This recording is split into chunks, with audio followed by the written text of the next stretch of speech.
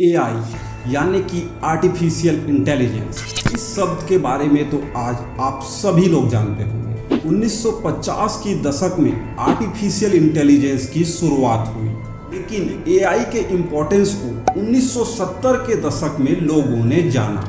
Japan ने सबसे पहले एआई की ओर पहल की और सन 1981 में 5th जनरेशन नाम की एक योजना की शुरुआत की, जिसके बाद से ही एआई ने और भी कई देशों का ध्यान अपनी ओर खींचा।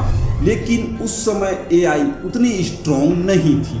समय बीतता गया और धीरे धीरे एआई और भी ज़्यादा स्ट्रॉन्ग और एडवांस होती गई और सन 2016 में सोफिया नाम के रोबोट को सऊदी अरेबिया के हैंसन रोबोटिक्स के संस्थापक डेविड हैंसन के द्वारा बनाकर तैयार किया गया।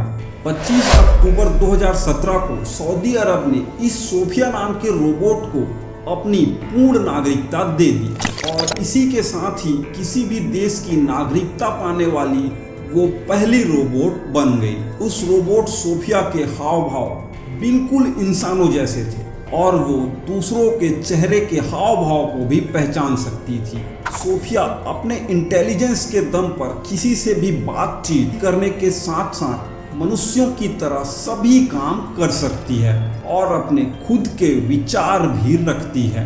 सोफिया को सऊदी अरब के ऐसे भी अधिकार मिले हैं जो कि वहाँ की सरकार अपने नागरिकों को देती है। इसके साथ ही जब कभी सोफिया गलत होगी तो सऊदी अरब के कानून के अनुसार उस पर भी मुकदमा चलाया जा सकता है और अगर कोई अन्य व्यक्ति सोफिया के साथ कुछ गलत करता है तो सोफिया को भी सऊदी अरब के कानून के अनुसार उस पर मुकदमा करने का अधिकार है। और आज के समय में ये एआई हमारे आसपास धड़ल्ले से दिखाई पड़ रहे हैं और धड़ल्ले से यूज भी हो रहे हैं। कंप्यूटर गेम्स में, इंस्टाग्राम रील्स में, यूट्यूब वीडियो में, आर्टिकल सर्चिंग में, वीडियो एडिटिंग में, लैंग्वेज प्रोसेसिंग में, विजन सिस्टम में, स्पीच रिकॉग्निशन और ऐसे कई कामों में एआई हमारा काम आसान कर रहा है। और अब इस एआई ने अपना एक और कदम बढ़ाते हुए मेडिकल साइंस में भी अपनी एंट्री कर ली है।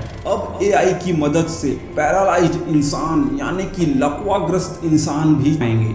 ये तकनीक कैसे काम करेगी ये सब बताएंगे आपको इस वीडियो में, तो बने रहिए वीडियो के अंत तक। दोस्तों, अब तक पैरालाइज्ड मरीजों को स्लो स्पीच सिंथेसाइजर के ऊपर निर्भर रहना पड़ता था। स्पीच सिंथेसाइजर में आंखों या चेहरों के हाव भाव को ट्रैक करके शब्दों का उच्चारण यानी कि वर्बल साउंड जनरेट किया जाता है। हालांकि इसकी भी कुछ लिमिटेशंस हैं और इस बातचीत को सामान्य लोगों के बीच होने वाली बातचीत नहीं कहा जा सकता। लेकिन अब एआई की मदद से एक ऐसी तकनीक इजाद की गई है जिससे पैरालाइज्ड इंसान एआई अवतार के माध्यम से बात कर पाएगा।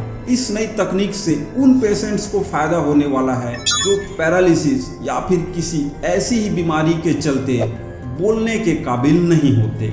ये नई एआई बेस्ड तकनीक ब्रेन कंप्यूटर इंटरफेस यानी कि BCIS की तरह ही ये दिमाग में होने वाली एक्टिविटीज को कंप्यूटर स्क्रीन पर दिखाती है।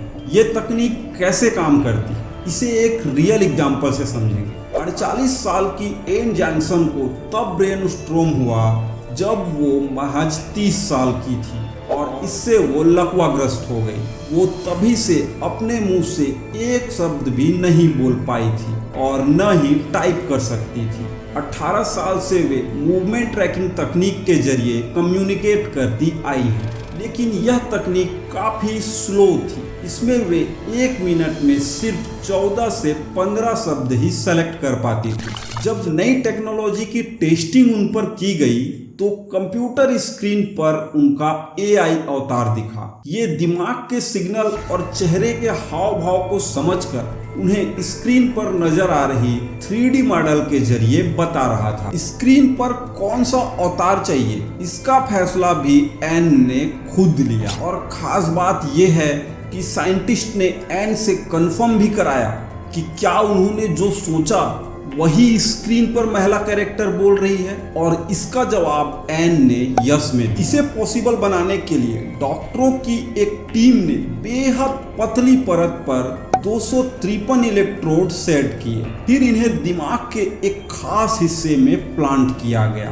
दरअसल यही वो हिस्सा होता है जिसके जरिए कोई इंसान बोलता है या फिर उसके फेस पर एक्सप्रेशंस नजर आते हैं। उन्होंने उसके मस्तिष्क के संकेतों को इंटरसेप्ट किया और उसे कंप्यूटर पर भेजा, जिसमें एन का डिजिटल अवतार दिख रहा था। अब सवाल ये है कि इन इलेक्ट्रोड्स ने दिमाग के उस हिस्से में सेट होने के बाद क्या किया। प्लांट होने के बाद जब ये एक्टिव हुए तो उन्होंने उन सिग्नल्स का पता लगाया जो जीभ, जबड़े और चेहरे की मांसपेशियों के मूवमेंट्स को रोक रहे थे।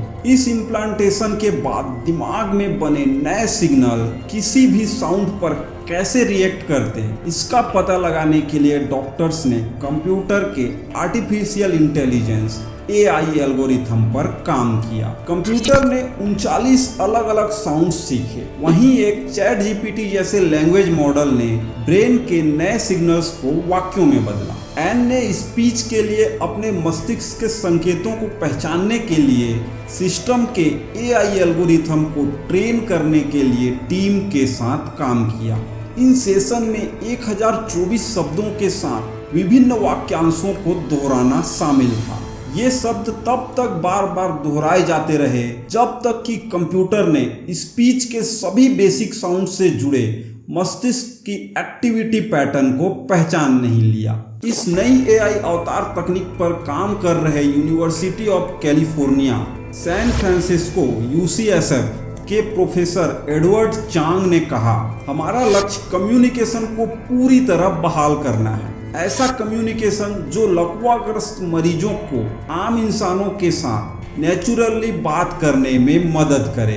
दोस्तों, जानकारी अच्छी लगी तो वीडियो को लाइक जरूर करें और अगर आपको ऐसी ही और AI रिलेटेड वीडियोस चाहिए तो हमें कमेंट में जरूर बताएं। हम आपके लिए ऐसी ही और वीडियोस लेकर आएंगे। और चैनल को सब्सक्राइब नहीं किए हैं तो सब्सक्राइब कर लीजिए। सब्सक्राइब करने के कोई पैसे नहीं लगते, बस हमें मोटिवेशन मिलता है।